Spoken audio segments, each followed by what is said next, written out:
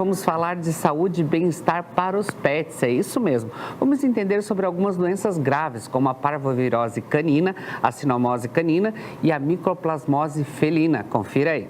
Nosso bate-papo dessa tarde vai ser sobre alguns cuidados de algumas doenças dos pets, dos felinos também. A nossa convidada é médica veterinária lá da Vida Pets, a Laura. Tudo bem? Boa tarde. Boa tarde, tudo certo com você? Tudo bem. Gente, já vamos explicando aqui que o mocinho Peter não veio novamente, porque tá em banho, tá ficando cheiroso, mas vocês podem ir lá na Vida Pets, que ele sempre tá por lá fazendo a maior festa, né? Ele vai amar receber visita. Então, Laura, eu quero que você fale pra gente, para iniciar nosso bate-papo, o que é a parvovirose canina. A parvovirose é uma doença muito comum, ela é causada por um vírus, né? É muito comum em cães filhotes não vacinados, que não iniciaram o protocolo, ou que já iniciaram, mas ainda não finalizaram, e cães adultos que não são vacinados ou que não fazem a vacinação anual. E como que é a transmissão dela? É só de cachorro para cachorro? Tá no ar? Como é que é? Ela é através das excreções, né? Urina, fezes, saliva. Também através de contato, por exemplo, indireto, né? Através da nossa mão, se eu pegar num cãozinho com parvovirose lá e pegar no meu, né? Se o cãozinho urinar e o meu cãozinho o outro cãozinho vai lá e cheira o xixizinho daquele lá, também pode se contaminar com a parvovirose se o cão possui a doença. Né?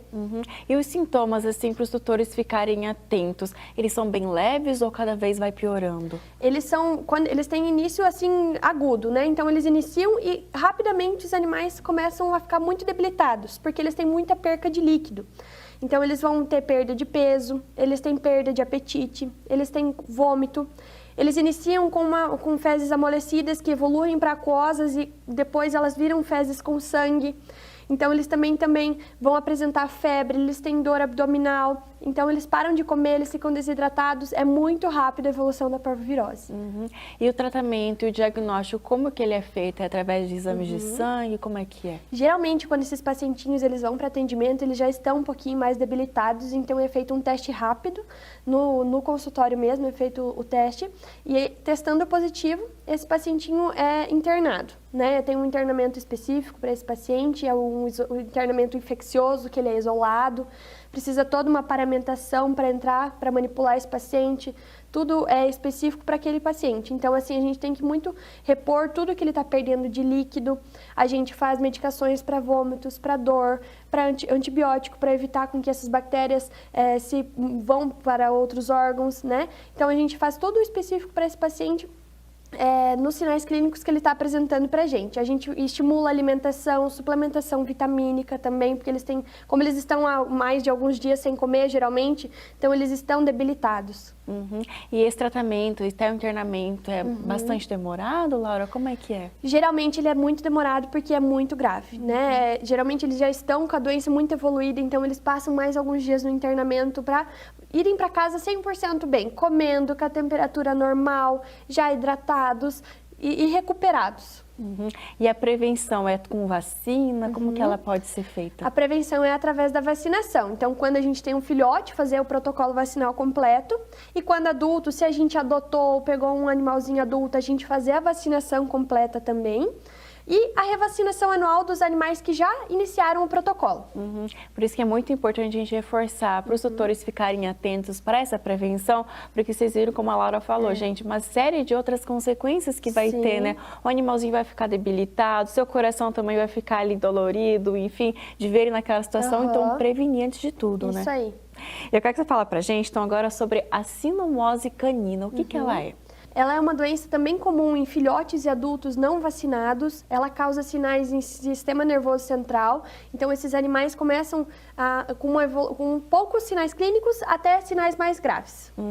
E sobre a transmissão, ela é da mesma forma como da parvovirose ou ela é um pouco diferente? Ela é um pouco diferente. Ela também é através das excreções, como urina, fezes e saliva, mas ela também é transmitida através da secreção ocular e nasal desses pacientinhos que possuem a doença, e ela também é transmitida através da placenta. Então, esses filhotes, eles podem pegar a doença da mãe, se a mãe tem sinomose, esse filhotinho já pode nascer com a sinomose também.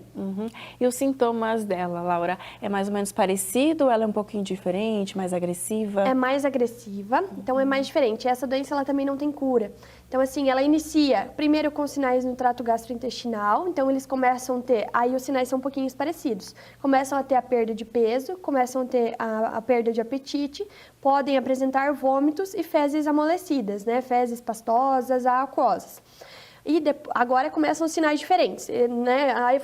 Com a evolução eles começam a apresentar sinais respiratórios, então eles começam a apresentar a secreção ocular, secreção nasal, e depois começam os sinais em sistema nervoso central, que são os mais graves. Então apresentam crises convulsivas, eles apresentam também movimentos repetitivos, tremores musculares, e ali já é um quadro mais grave da doença.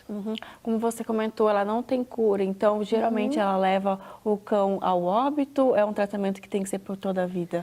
Ele é um tratamento para toda a vida. Esse paciente fica em acompanhamento, pode sim levar a óbito.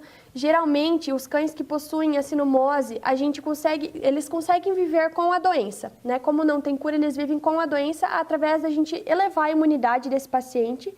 Então, a gente eleva a imunidade e ele consegue conviver bem com essa doença, mas sempre com acompanhamento, sempre com suplementação e cuidando para não ter contato com outros animais, porque ele continua transmitindo a doença para os outros. Então, se o meu cão tem sinomose, eu não posso levar ele passear porque não posso transmitir a outros animais. E nem conviver, às vezes o tutor vai querer pegar outro cachorro, enfim, sem ter essa hipótese. Isso aí. E digamos que eu tive um cão com sinomose e agora eu não tenho mais e eu quero um outro cãozinho.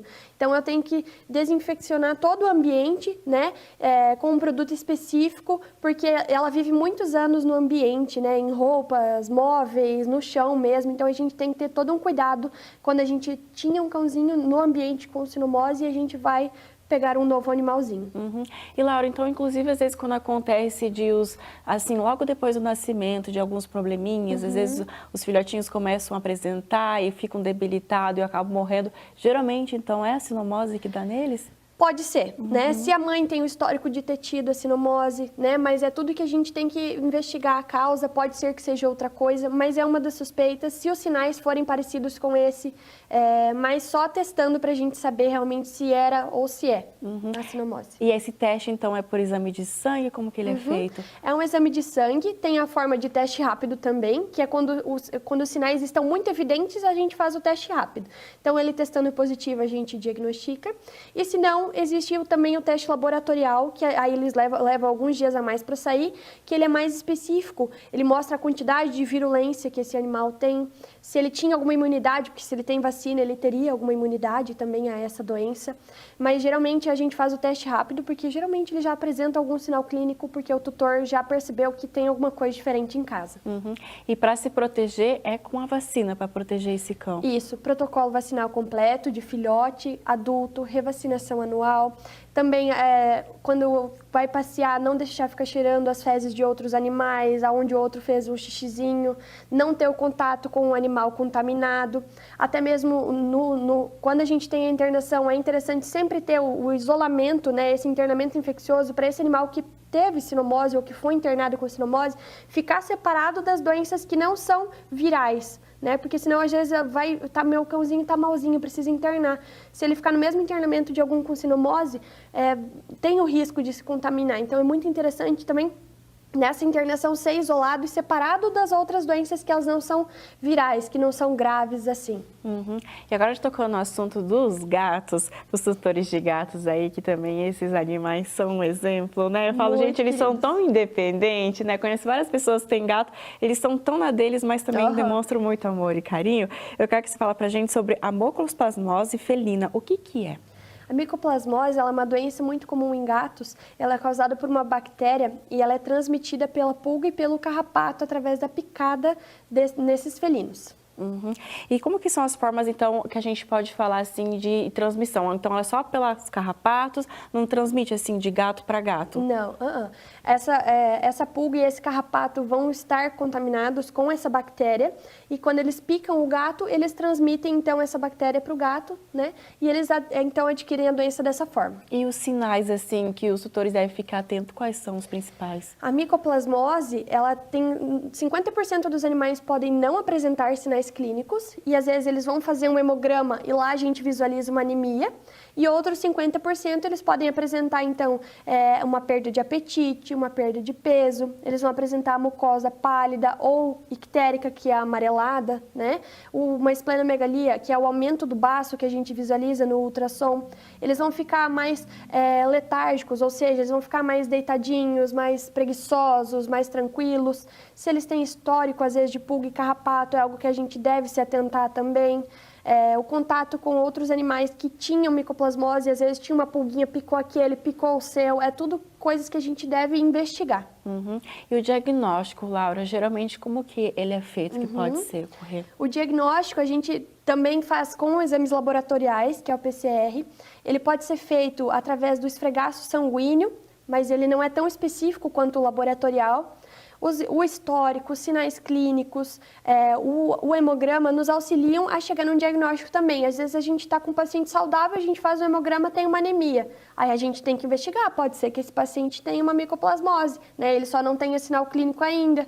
Então tudo isso já nos leva a um diagnóstico, já nos guia num caminho para o diagnóstico. E o tratamento depois desse diagnóstico, até nesses casos que você falou, às vezes o animal parece que está bem, mas vocês vão identificar que está com uma anemia, como que é feito?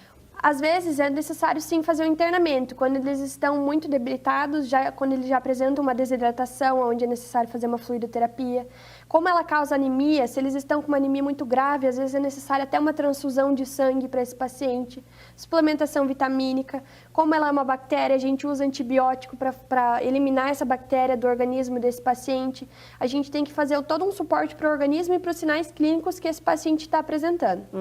E as formas de prevenir para não ter essa questão de o tutor ficar preocupado, enfim, quais são? A gente tem que cuidar muito com as pulgas e carrapatos do ambiente. Então, se a gente tem no animal, a gente tem que fazer a aplicação no medicamentozinho para ele não ter essas pulgas e bactérias. No ambiente, a gente também não pode ter, então, tratar o ambiente para que esse ambiente não tenha.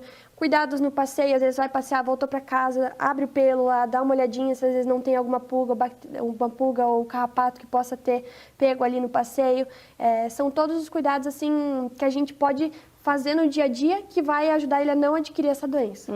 E Laura, gente, é bastante comum, por exemplo, assim, nos pets tem aquela coleira, né, antipulga, enfim. Nos felinos, os gatos também podem usar essa coleira? Tem coleiras específicas para gatos e eles podem sim fazer uso dessas coleiras. Só as que são específicas para cães não podem ser usadas neles daí. Importante sempre você procurar o seu médico de confiança para tirar todas as dúvidas, fazer os exames corretamente, para preservar a qualidade de vida do seu cão, do seu gato. Lá na Vida Pets você encontra, então, vários atendimentos 24 horas por dia, né? Isso aí.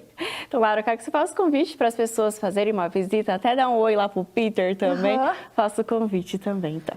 Então tá. Pessoal, vamos lá conhecer o Peter, né? Brincar com ele adora receber uma visita. Precisando de atendimento, 24 horas, sempre tem um médico veterinário no local. A gente fica lá na Rua Pedro dos Santos Ramos, em frente ao lago. Laura, obrigada por